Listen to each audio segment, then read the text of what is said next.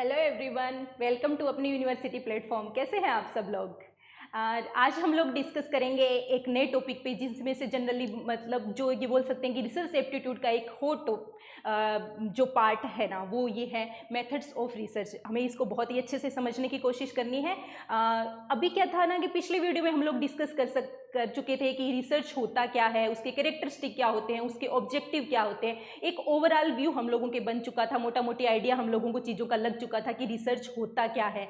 पुरानी चीज़ों को का दोबारा से सत्यापन करना, उनकी ट्रूथनेस को जानना भी है और नई इन्वेस्टिगेशन करना भी है। मतलब दोनों को ही हम लोग रिसर्च कह सकते हैं। ओके, तो आज हम लोग मेथड्स ऑफ रिसर्च के बारे में डिस्कस करेंगे। तो जो ये मेथड्स ऑफ रिसर्च है ना, ये क्या है कि हम किस तरीके से अपनी रिसर्च को कंडक्ट करवा रहे हैं। जब हम अपना रिसर्च कंडक्ट करवाते हैं तो हम डिफरेंट मेथड्स का यूज़ करते हैं। तो उसी है कि हमने अपनी रिसर्च को कौन से मेथड से किया है, वो ही मेनली यहाँ पे हम लोग आज डिस्कस करने वाले हैं। तो इसका क्या है, जो क्लासिफिकेशन दिया है वो डिफरेंट बेसिस पे दिया गया है। तो जो आज की जो क्लास है उसमें हम लोग on the basis of objective research को कितने भागों में बांटा गया है, कैसे इसके मेथड्स को बांटा गया है, वो आज हम लोग डिस्कस करेंगे। तो descriptive, correlational, exploratory, experimental, explanatory, ये on the basis of objective research की टाइप है। तो आज की इस क्लास में हम लोग इसी के बारे में ही मेनली डिस्कस करेंगे। पहले हम शुरू करते हैं डिस्क्रिप्टिव रिसर्च से। डिस्क्रिप्टिव रिसर्च देखो, वर्ड सेल्फ इंडिकेट कर रहा है। डिस्क्रिप्टिव मतलब वर्णनात्मक, मतलब हम लोगों को वर्णन करना है।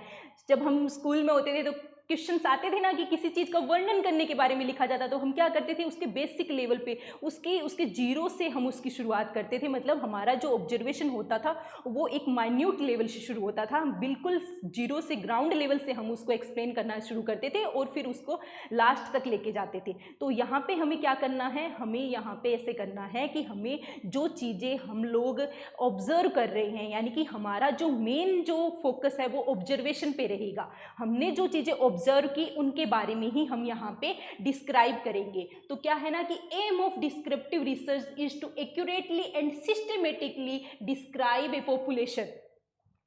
यहाँ पे क्या करेंगे, डिस्क्राइब करेंगे। ओके,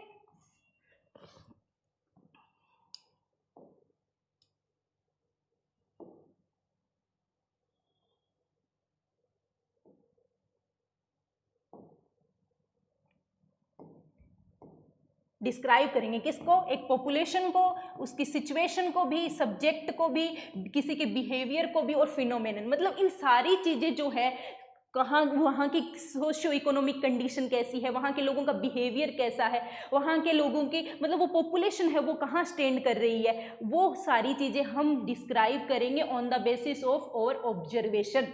यहाँ पे हम लोग कोई टेस्ट कंडक्ट करवाने नहीं जाते कि हमने एक टेस्ट कंडक्ट करवाया, हमने एक एक्सपेरिमेंट लगाया, ऐसा यहाँ पे नहीं होता है। यहाँ पे हम लोग सिर्फ क्या करते हैं, on the basis of observation हम लोगों का जो भी डाटा कलेक्शन होता है उसको करते हैं, फिर उसका हम स्टेटिस्टिकल एनालिसिस करते हैं। ठीक है, तो यहाँ पे मेनली हम लोगों को क्या रहेगा, हम लोगों का यही रहेगा कि on the basis of observation हम उसको क्या करेंगे, सिस्टमेटिकली और एक्यूरेटली जो चीज़ों को डिस्क्राइब करेंगे। ठीक है, तो अब बात आती है, इसमें क्या होता है ना, जो आपका जो सैंपल साइज है, ठीक है, वो सैंपल साइज हमें बड़ा रखना होता है। जैसे कि आप लोगों को बताना है किसी की सोशियो इकोनॉमिक कंडीशन, किसी डिस्ट्रिक्ट की और या फिर किसी गांव का एग्जांपल ले लेते हैं। ठीक है, तो हम लोगों को वहाँ की सोशियो इकोनॉमिक कंडीशन के बारे में बताना है। तो सोशियो इकोनॉमिक कंडीशन वहाँ की कैसी है, तो वो हम कैसे पता लगाएंगे, वो हम लोग वहाँ पे जब जाएंगे, वहाँ पे उस लोगों से बात करेंगे, लोगों का जो बैकग्राउंड है उसको देखेंगे, वहाँ की जो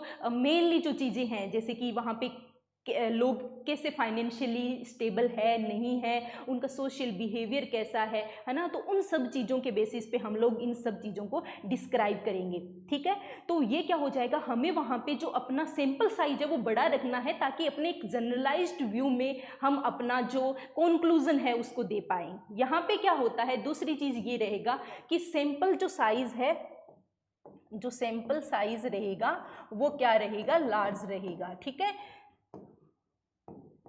लार्ज सैंपल साइज रहेगा। दूसरी चीज़ हम लोगों को यहाँ पे ये ध्यान में रखनी है कि यहाँ पे जो मैनिपुलेशन है ना इन्वायरमेंट का या फिर बाहर भी जो भी एक्सटर्नल फैक्टर है वहाँ पे कोई भी मैनिपुलेशन यहाँ पे नहीं होने वाला है। ये चीज़ आप दिमाग में रखना, जो चीज़ें एज इट इज़ है उनको वैसे ही प्रेजेंट करना है, हमें अपना दिमाग नहीं लगाना, हमें अपना हम चीज़ें हमने जो देखी हमने वहाँ पे डिस्क्राइब कर दी। हमें ऐसे नहीं करना है कि ये चीज़ें यहाँ पे किस वजह से हो रही है, ये क्यों हो रही है ना। हम लोगों को जो चीज़ें हमने वहाँ पे देखी उनको एज इट इज़ ही हम लोग डिस्क्राइब करेंगे। ओके, तो यहाँ पे मेनली हम देखो लार्ज सैंपल साइज लेते हैं, no environment manipulation. Okay, manipulation यहाँ पे नहीं होगा, no manipulation of the environment, यानी कि कोई भी मैनिपुलेशन यहाँ पे नहीं होने वाला है। ये आप लोगों को दिमाग में रखनी है बात, ठीक है। फिर हम बात आती है कि यहाँ पे जो क्वांटिटेटिव और जो क्वालिटेटिव है ना, एक वर्ड आपको यहाँ पे बार बार सुनने को मिलेगा, क्वालिटेटिव एंड क्वांटिटेटिव डाटा, ठीक है। तो क्वालिटेटिव एंड क्वांटिटेटिव डाटा दोनों को ही हम यहाँ पे डाटा कलेक्शन करते हैं, यानी कि क्वांटिटेटिव भी होगा क्वालिटेटिव होगा। मैं यहाँ पे एक्सप्लेन कर देती हूँ कि बेसिकली क्वालिटेटिव और क्वांटिटेटिव एक जनरलाइज्ड व्यू आप लोगों को बता देती हूँ कि क्वालिटेटिव एंड क्वांटिटेटिव क्या होता है, ठीक है।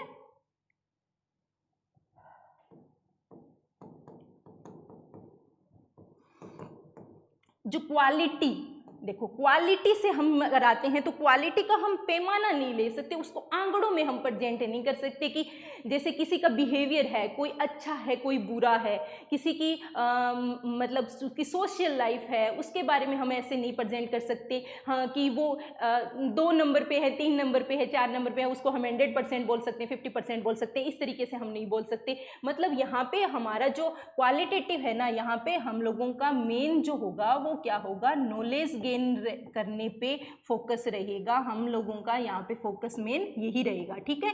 मतलब हम लोगों ने चीजें ऑब्जर्व की, ऑब्जर्वेशन के बेसिस पे हम लोग ये बता रहे हैं कि यहाँ पे क्या है। लेकिन क्वांटिटेटिव में क्या होगा, हम टेस्ट करेंगे, ठीक है। टेस्ट के बेसिस पे हम स्टेटिस्टिकल एंड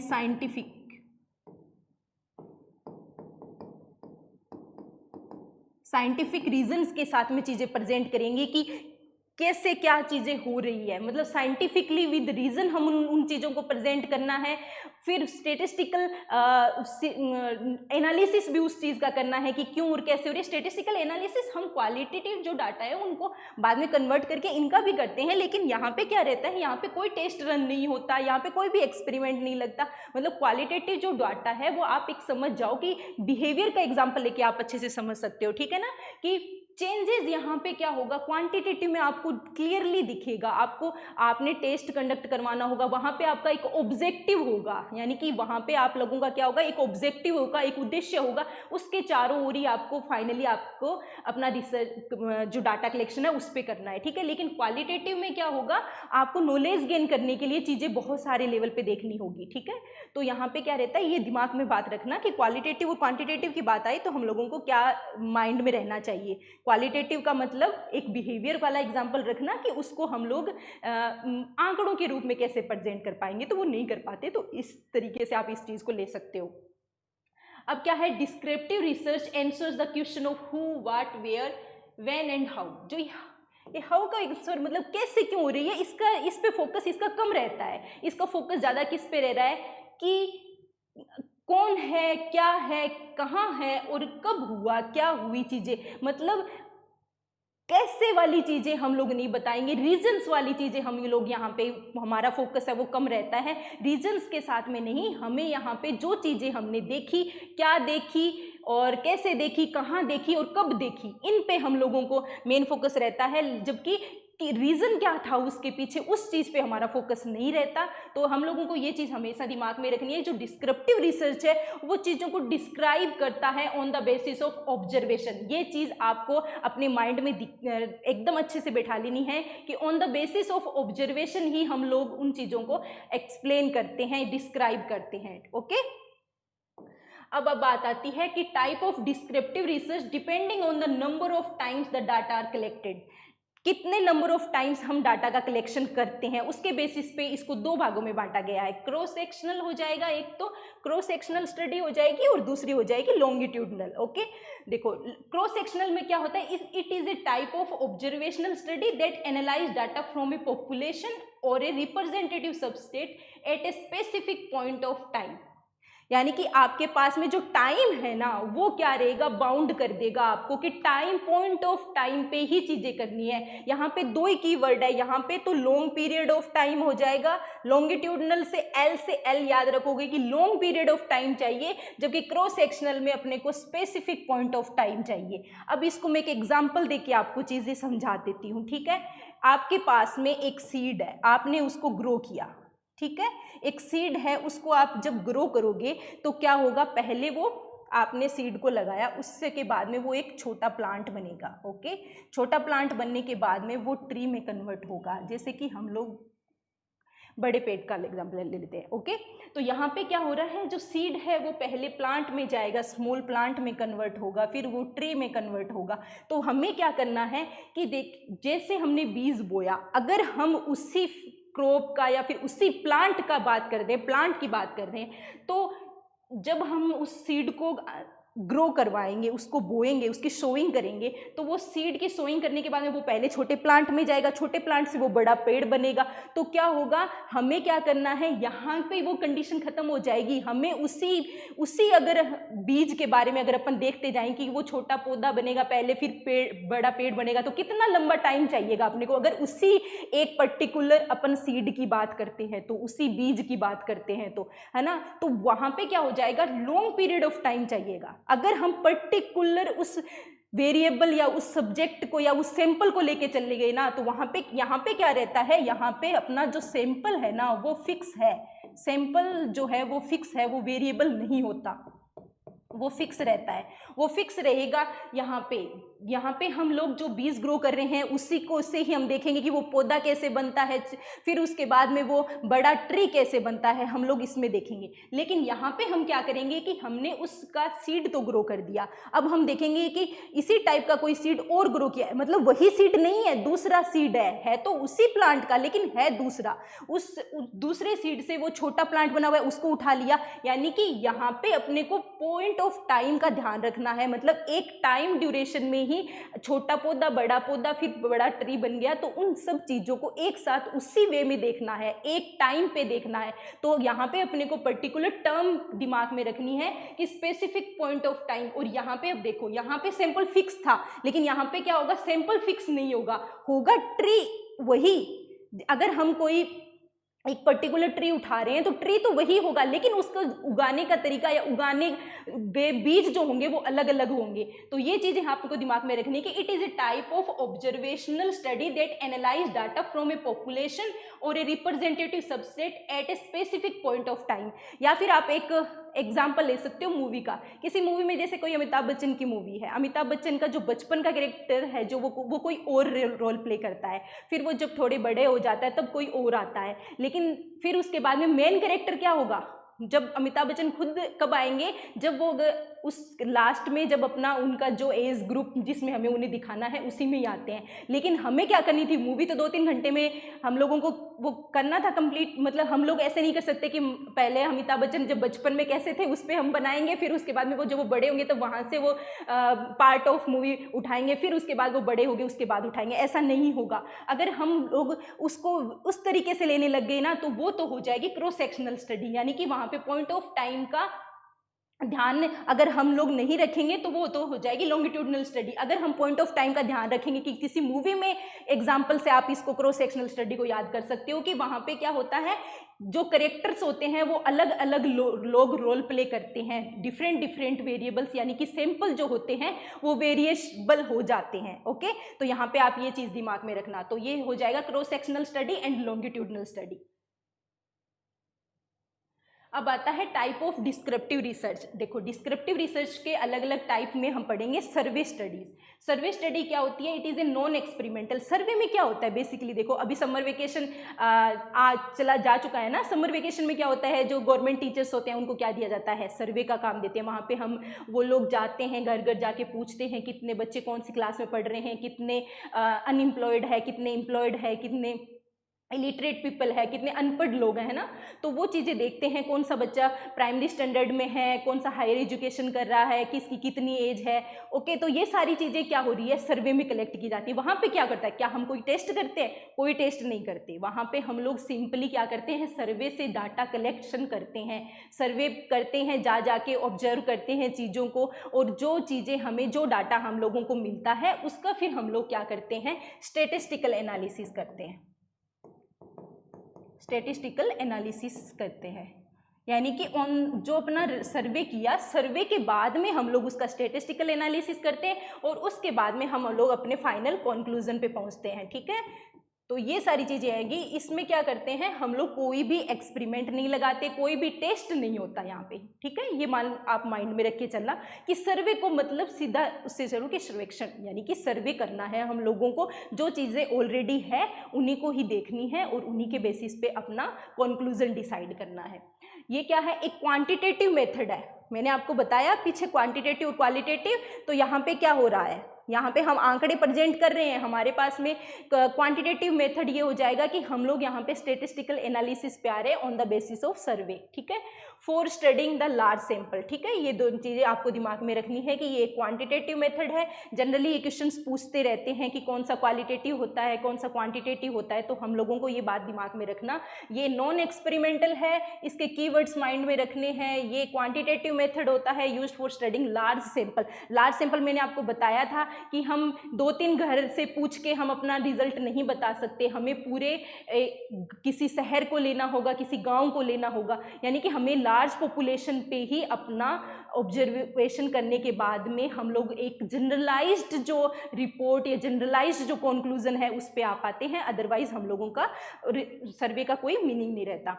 मेनली यूज किस में होता है? Social sciences, that does collection through direct and indirect observation. Direct भी हो सकता है आपका ऑब्जर्वेशन, इनडायरेक्ट भी हो सकता है। ठीक है, तो ये चीज़ें आपको दिमाग में रखनी है कि कैसे हम लोग सर्वे करते हैं। सर्वे के बेसिस पे हमारा डाटा कलेक्शन करते हैं। डाटा कलेक्शन डायरेक्ट भी हो सकता है और हम लोग इसका इनडायरेक्ट डाटा कलेक्शन भी कर सकते हैं। ओके,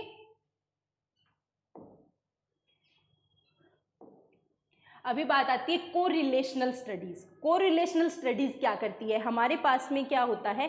2 वेरिएबल्स होते हैं, एक डिपेंडेंट वेरिएबल होता है और एक इंडिपेंडेंट वेरिएबल होता है।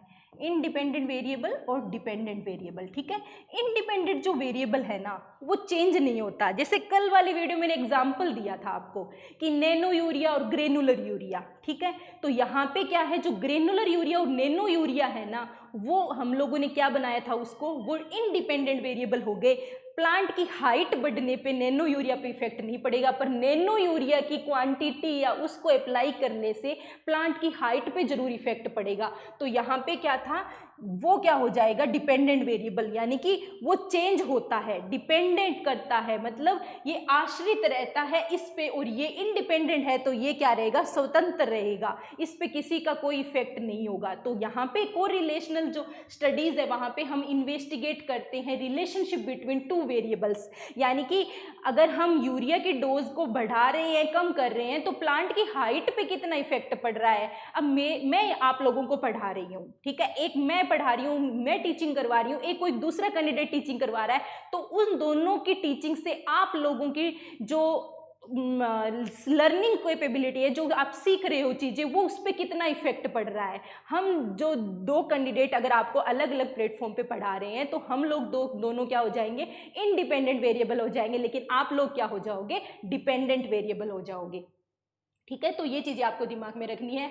ये भी क्या है? एक non experimental type of quantitative research है, ठीक है। तो ये दिमाग में रखना, ये क्वांटिटेटिव रिसर्च, ये आप लोगों को हमेशा बात दिमाग में रखनी है कि कौन सा है। अब इसकी जो वैल्यू होती है वो -1 to +1 वेरी करती है इंक्लूडिंग 0।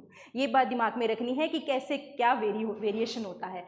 तो यहाँ पे आप लोगों को ये जो कीवर्ड है इनको दिमाग में रखना, ये नॉन एक्सपेरिमेंटल टाइप होता है और ये क्वांटिटेटिव टाइप का रिसर्च होता है। मैं ऑलरेडी एक्सप्लेन कर चुकी हूँ कि क्वांटिटेटिव और क्वालिटेटिव में क्या डिफरेंसेस होते हैं। तो ये हम लोग यहाँ पे देख रहे हैं कि ये एक क्वांटिटेटिव टाइप का रिसर्च है, क्योंकि यहाँ पे हम लोग क्या कर रहे हैं, चेंजेस देख रहे हैं कि इंडिपेंडेंट वेरिएबल को बढ़ा रहे हैं तो डिपेंडेंट वेरिएबल कितना बढ़ रहा है, यानी कि उसमें कितना चेंजेस हो रहा है, यहाँ पे हम लोग ये देख रहे हैं। तो यहाँ पे क्या हो गया, हमारे पास में उस चीज़ का स्टेटिस्टिकली भी हम लोग देख रहे हैं, हमारे पास यहाँ पे डाटा मिलेगा कि कितना चेंजेस, किसकी वजह से कितना चेंजेस हुआ। ओके, तो इसलिए हम लोग यहाँ पे क्या किएंगे, एक टेस्ट तो हो गया ना, हमने खुद से देखा चीज़ें कि कैसे हम लोगों ने वहाँ पे वो एक्सपेरिमेंट लगाया, अपने कितनी डोज दी, कितना उसकी हाइट में परिवर्तन आया। ओके, तो यहाँ पे आप लोगों को ये दिमाग में रखना है। यहाँ पे देखो कोरिलेशन का नाम आते ही रिलेशन किस में बताएंगे, तो रिलेशन का माइंड में जब आता है तो रिलेशन बताएंगे इंडिपेंडेंट और डिपेंडेंट वेरिएबल के बीच में,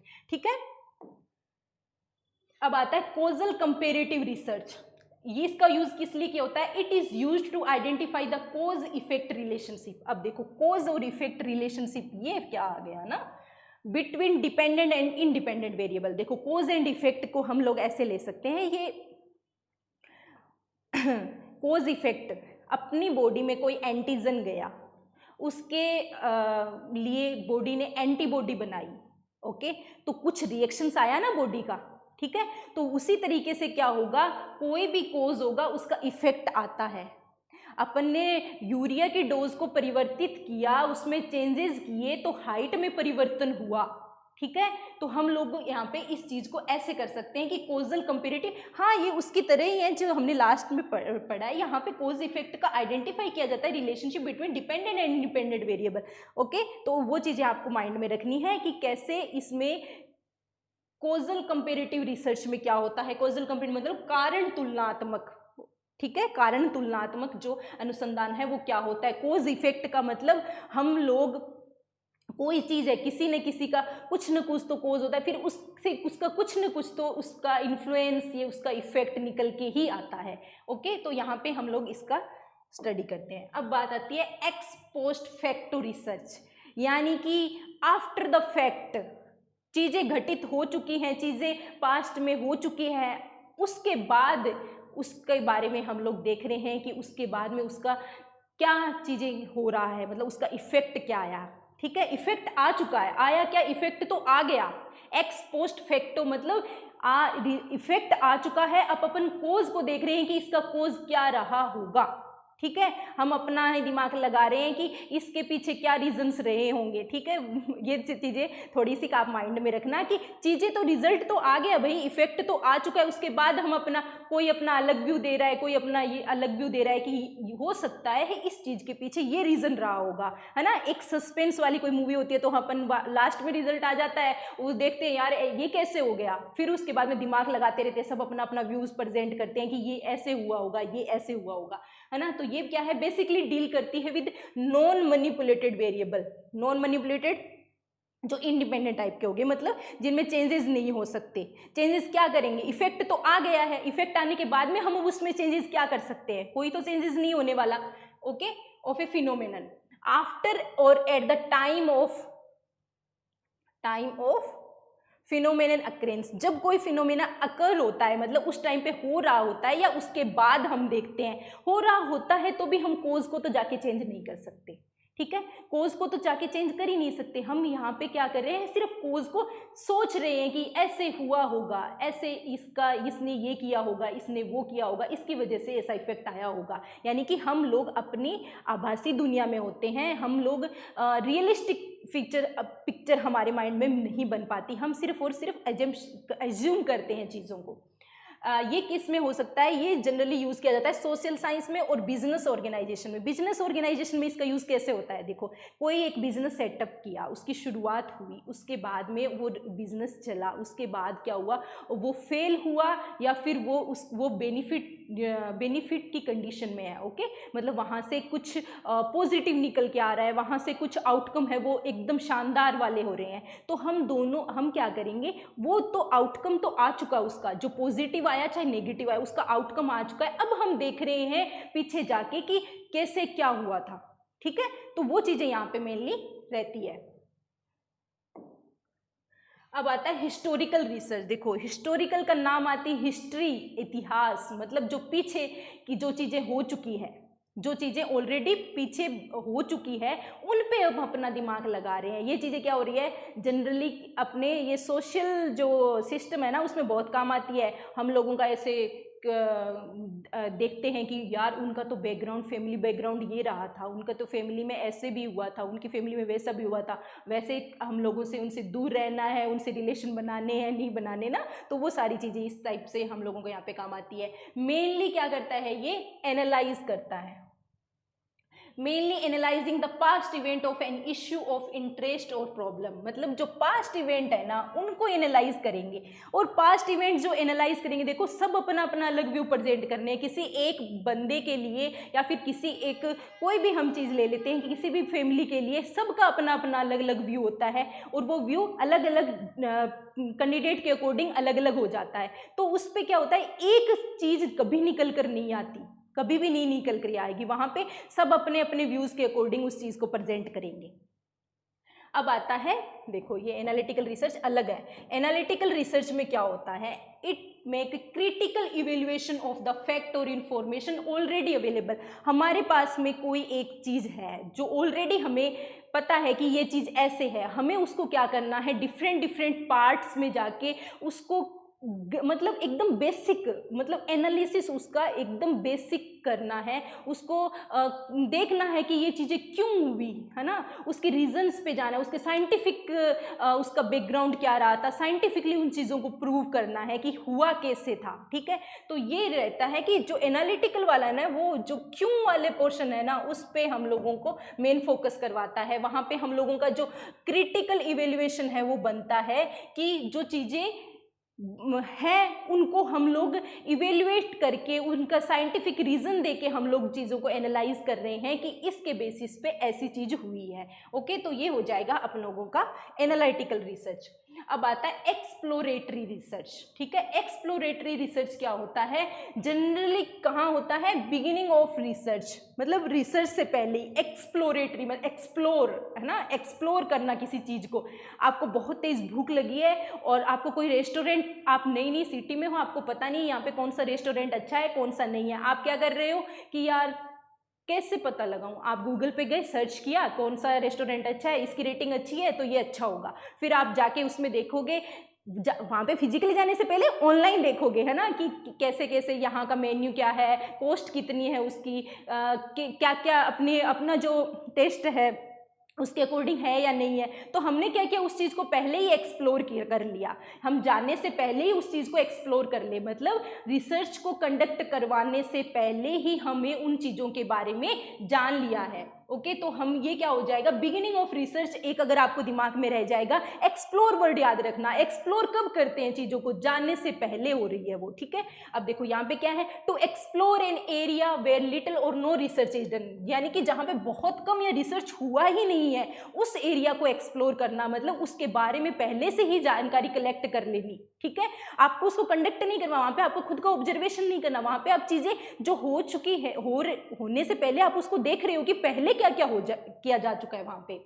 purpose is to gain background information.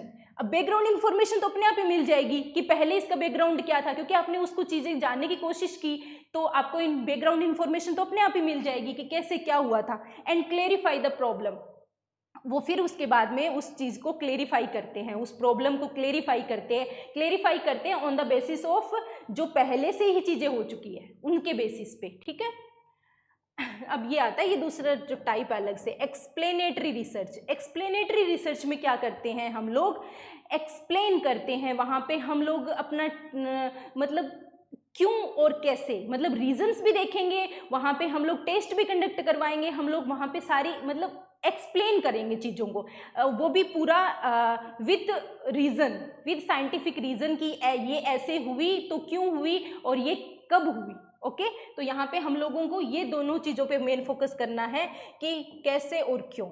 ठीक है, यहाँ पे हम लोगों को क्या करना होगा, यहाँ पे हम लोगों को देखना होगा कि कोज को बदल के कि इफेक्ट क्या रहता है, फिर उससे इफेक्ट कैसे चेंज होते हैं। तो ये सारी चीज़ें हम लोगों को क्या करना है, एक्सप्लेनेटरी रिसर्च के अंदर शामिल करना है। तो यहाँ पे मेनली ये दो वर्ड याद रख लेना, हाउ एंड वाई, कैसे और क्यों चीज़ें हो रही है।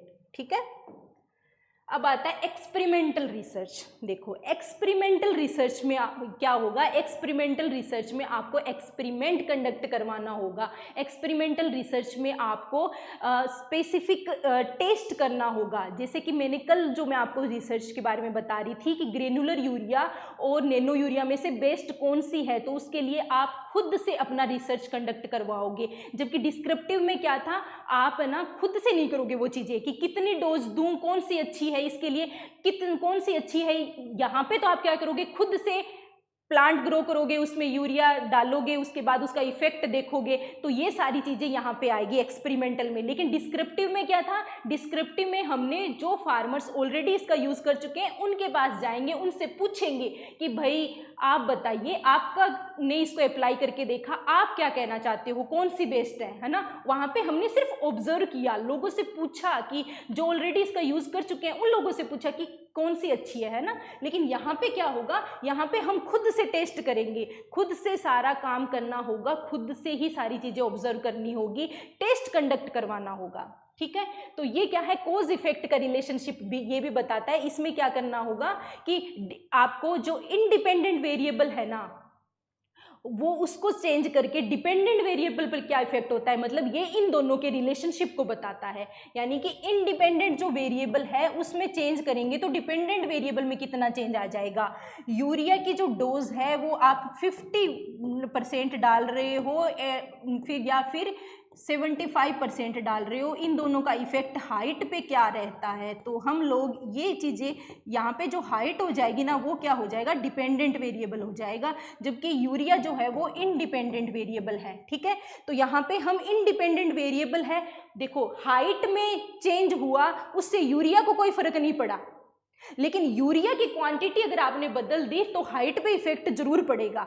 तो ये क्या है, ये अपना इंडिपेंडेंट वेरिएबल है। मतलब ये क्या करता है अपने को, there is scope of manipulation of independent variable, so what we get an effect that is dependent variable. मतलब यहाँ पे क्या आता है, मैनिपुलेशन का स्कोप रहता है। जबकि अब मैंने डिस्क्रिप्टिव में क्या पढ़ा था, there is no any manipulation in environment and other things. वहाँ पे हम मैनिपुलेट कुछ नहीं कर सकते, जो चीज़ें हमने देखी उसको एज इट इज बता दिया, ये ऐसे ऐसे हुआ था, उसको एज डिस्क्राइब कर दिया। ठीक है, लेकिन यहाँ पे क्या है, यहाँ पे अपने पास स्कोप है, हमारे पास यहाँ पे क्या है, मैनिपुलेशन का स्कोप है। यहाँ पे हमने क्या किया, चीज़ें हमने इंडिपेंडेंट वेरिएबल को बदल बदल के देखा, हमने कभी 50% डाली, कभी 75% डाली, कभी 100% डाली, और फिर देखा कि उसकी हाइट में कितना चेंज हो रहा है। ठीक है, तो यहाँ पे ये रहता है। अब इसके टाइप जो है ना वो दो रहते हैं, एक ट्रू और एक क्वासी। ठीक है, अब देखो जो ट्रू और क्वासी में क्या डिफरेंस है। ये जो ट्रू एक्सपेरिमेंट है ना, ये रियल में हम लोग जो एक्सपेरिमेंट का जो एक रियल पार्ट है ना, उसको हम ट्रू एक्सपेरिमेंट कहते हैं। ये तो सिर्फ उसको क्या कर रहा है कि उसकी एक इमेज बना रहा है, शूडो इमेज बना रहा है। ये कोई एक्सपेरिमेंटल है नहीं, बस एक्सपेरिमेंटल होने का दिखावा कर रहा है। यहाँ पे क्या होता है, ये इम्फेसाइज करता है इंटरनल वैलिडिटी पे। ओके, यहाँ पे क्या करता है, ये क्या करता है, ये मैंने बताया, ये कोज एंड इफेक्ट को जो है ना उसको ये एक्सेस करता है, जबकि इसमें कोज इफेक्ट का कुछ नहीं होता। ये क्या करता है, रियल और नेचुरली अकरिंग जो इवेंट है ना बस उनको डिस्क्राइब करके बता देगा कि ये जो रियल में जो चीज़ें हो रही है उन इवेंट को जो रियल में इवेंट जो हो रहे हैं, जो नेचुरल है उसमें क्या करेंगे, हम कोई मॉडिफिकेशन नहीं कर सकते। लेकिन यहाँ पे जो ट्रू एक्सपेरिमेंट है वहाँ पे हम लोग मॉडिफिकेशन कर सकते हैं कि क्या हो रहा है। हाँ, ये चीज़ें बताएगा आपको कि कैसे क्यों हो रही है, लेकिन यहाँ पे क्या होगा, मैनिपुलेशन हम लोग नहीं कर पाएंगे। और यहाँ पे क्या हो रहा है, हम रिलेटिवली आर्टिफिशियल इन्वायरमेंट दे रहे हैं। देखो इसमें जो एक चीज़ मैं आपको बता देती हूँ कि जो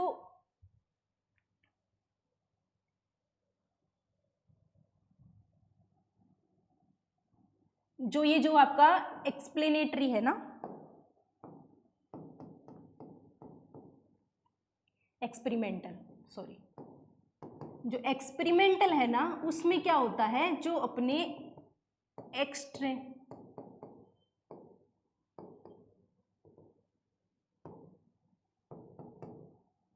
जो एक्सट्रोनेसिस फैक्टर होते हैं ना उनको हम क्या करते हैं, कंट्रोल कर लेते हैं। जो एक्सट्रोनेसिस वेरिएबल्स होते हैं ना उनको हम कंट्रोल करते हैं, यानी कि हम लोग वहाँ पे क्या करेंगे, एक आर्टिफिशियल इन्वायरमेंट बना देंगे। मैंने कल भी आपको बताया था कि मैं नैनो यूरिया और ग्रेनुलर यूरिया को राजस्थान का में जो इफेक्ट आ रहा है उसी को ही सेम अगर वहाँ पे दिखाऊंगी, कहाँ दिखाऊंगी, गुजरात में दिखाऊंगी, तो गुजरात में भी वो सेम कब दिखा पाऊंगी, क्योंकि गुजरात की क्लाइमेटिक कंडीशन डिफरेंट है और राजस्थान की भी डिफरेंट है ना, तो दोनों का आपस में डिफरेंट है क्लाइमेटिक कंडीशन। तो हम वहाँ पे जो क्लाइमेटिक कंडीशन है ना वो एक्सटर्नोसिस फैक्टर में आ जाएगी, तो हम लोग वहाँ पे क्या बोल देंगे कि हम इनको कंट्रोल इन्वायरमेंट प्रोवाइड करेंगे, आर्टिफिशियल सेटिंग कर लेंगे, ठीक है ना। यानी कि हम वहाँ पे जो इन्वायरमेंट है उसको आर्टिफिशियली हम मॉडिफाई कर देते हैं कि ये यहाँ पे जो कंडीशन है वही हम लोग वहाँ पे सेम अप्लाई करेंगे। तो यहाँ पे ये जो एक्सपेरिमेंटल जो रिसर्च होता है ना उसमें ये जो वेरिएबल्स होते हैं, ये जो फैक्टर है, एक्सटर्नल फैक्टर या वेरिएबल रहते हैं ना, उनको हम क्या करते हैं, कंट्रोल करके रखते हैं, उन पे हमारा कंट्रोल रहता है, ठीक है। लेकिन जो इंडिपेंडेंट और डिपेंडेंट वेरिएबल है फिर उन दोनों का आपस में इफेक्ट देखा जाता है। और यहाँ जबकि उसमें क्या था, डिस्क्रिप्टिव वाले में तो ऐसा कुछ नहीं था, वहाँ पे जो मैनिपुलेशन तो हो ही नहीं रहा है, जो चीज़ें जैसी है वैसे की वैसी हम लोग बता रहे हैं, है ना। वहाँ पे क्या था ना, बात ये आती है कि वो जो सोशल साइंस में जो हम लोग बोल सकते हैं कि उसका बहुत ज़्यादा डिस्क्रिप्टिव रिसर्च है, उसका बहुत एक की अपनी इंपॉर्टेंस है ना। वहाँ पे क्या हो रहा है, उस चीज़ को रिपीट नहीं कर सकते, डिस्क्रिप्टिव जो रिसर्च है ना वो रिपीट नहीं हो सकता, क्योंकि 2021 की बात करें तो वहाँ पे लोगों का जो कंडीशंस थी, सोशो इकोनॉमिक देखें या बिहेवियर देखें तो वो अलग रहता है। हम क्या 2023 में भी देखेंगे तो सेम आएगा? नहीं आएगा। जबकि इसमें क्या होता है, आप उस टेस्ट को कंडक्ट करवाओगे बार बार तो आपका जो रिजल्ट है वो सेम रहता है ना। तो ये टेस्ट क्लियर, इसमें जो टेस्ट है वो अपने, मैंने बोला था कि इसमें जो टेस्ट होता है वो रहता ही रहता है, क्लियर रहता है। इसमें जो होता है ना, इसमें एक टाइप में क्या रहता है, एक्सप्लोरेटरी हाइपोथेसिस का यूज होता है इस क्वासी एक्सपेरिमेंट में। अब आता है इसमें कि जो पार्टिसिपेंट होते हैं ना वो रेंडमली, ये बहुत इंपॉर्टेंट चीज़ है, ये आप दिमाग में रखना। इसमें जो पार्टिसिपेंट्स होते हैं वो रेंडमली असाइंड होते हैं टू द एक्सपेरिमेंट और कंट्रोल ग्रुप में, ठीक है। जबकि ये जो क्वासी एक्सपेरिमेंट है उसमें क्या होता है, ये नॉन रेंडम असाइनमेंट होता है, ठीक है। तो यहाँ पे ये दोनों चीज़ें आपको दिमाग में रखनी है, ये रेंडमली असाइंड होता है, ये नॉन रेंडम असाइंड होता है। इसमें क्या होता है, जो पार्टिसिपेंट होते हैं ना, मतलब इसमें जो पार्टिसिपेंट और जो एक्सपेरिमेंटर होता है ना दोनों को क्लियरली पता होता है, ठीक है। तो यहाँ पे ये इसलिए इसको क्या बोल सकते हैं, ये नॉट ब्लाइंड है, ठीक है। यहाँ पे सेल्फ सिलेक्शन भी होता है। जबकि इसमें क्या होता है, जो पार्टिसिपेंट और एक्सपेरिमेंटर दोनों होते हैं ना वो ब्लाइंड टू असाइनमेंट होते हैं, उन्हें पता ही नहीं होता कि कौन सा डिपेंडेंट है कौन सा इंडिपेंडेंट है। तो ये चीज़ें आपको दिमाग में रखनी है, ये दो जो है वो बहुत ही इम्पोर्टेंट है, ये आप हमें दिमाग में रखना। ये रेंडमली असाइंड होता है जबकि ये नॉन रेंडम असाइनमेंट होता है। अब देखो control study procedure, control study procedure मैंने आपको बता दिया यहाँ पे कि जो एक्सट्रोनेसिस फैक्टर होते हैं उन पे अपना कंट्रोल रहता ही है। तो रियल में जो एक्सपेरिमेंटल जो स्टडी है वो ट्रू एक्सपेरिमेंट वाला ही है, ठीक है। मैनिपुलेट कर सकते हैं यहाँ पे अपने इंडिपेंडेंट वेरिएबल को, कंट्रोल प्रोसीजर एंड मेजर्स रहते हैं। ये आप मैं एक्सप्लेन कर चुकी हूँ कि यहाँ पे हम लोग क्या कर सकते हैं कि जो एक्सटर्नल फैक्टर हैं उनको हम लोग कंट्रोल करके इंडिपेंडेंट वेरिएबल में, अदरवाइज देखो अगर अपने सिर्फ और सिर्फ इंडिपेंडेंट वेरिएबल को न बढ़ा के बाहर वाली चीज़ें भी बढ़ रही है तो उनका इफेक्ट भी आएगा, फिर हमारा एक्सपेरिमेंट ट्रू एक्सपेरिमेंट नहीं हो सकता, क्योंकि उसमें चीज़ें जो एक्सटर्नल फैक्टर है उसका इफेक्ट भी वो दिखाएगा। तो हम लोगों को ये चीज़ हमेशा माइंड में रखनी है कि सिर्फ इंडिपेंडेंट वेरिएबल में ही वेरिएशन करना है और इसका इफेक्ट देखना है डिपेंडेंट वेरिएबल पे, और जो एक्सटर्नल फैक्टर है उनको अपने को कंट्रोल में रखना है। और फुल कंट्रोल यहाँ पे जो है ना, फुल कंट्रोल पॉसिबल नहीं होता है, may not be able to manipulate the independent variable.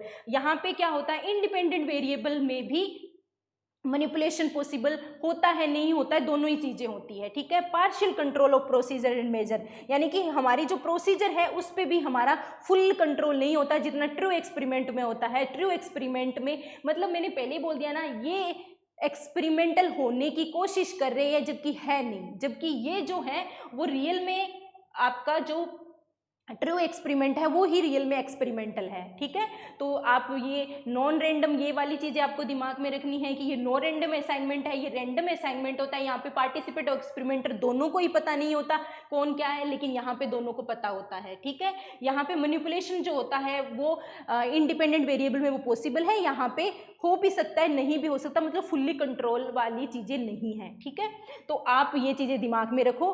तो आज हम लोगों ने डिस्क्रिप्टिव, एक्सप्लोरेटरी, एक्सप्लेनेटरी, हिस्टोरिकल और ये सारी चीज़ें आप हम लोगों ने देखी। देखो यहाँ पे एक चीज़ रह गई शायद,